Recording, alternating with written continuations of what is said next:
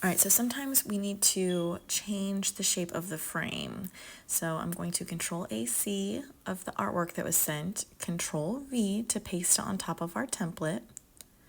I'm gonna resize this and press enter. And when you see the frame, the title overlaps the frame just a little bit. So I'm going to correct that. I'm going to click the template frame, plus sign to add a layer above it. Then I'm going to come over here and select the rectangle tool.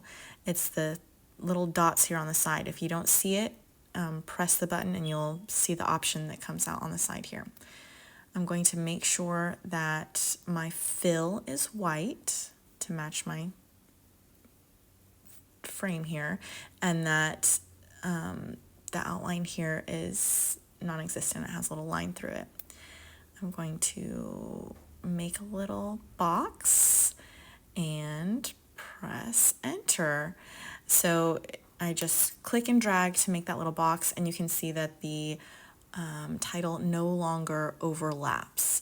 So this looks pretty good, but if you want it a little cleaner, we're going to select those two bottom layers and merge them.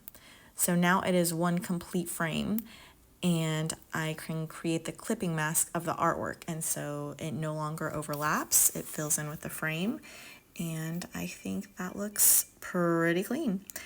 I'm going to File, Save As. I'm just going to put in the date here, year, month, day, and then the name of their event frame. Save it as PSD, save, and that is pretty good to go. I'm gonna File, Save a copy. This is the PNG file here. So get rid of the copy. Make sure it's PNG file, save it, okay. And this should be good to upload to their event.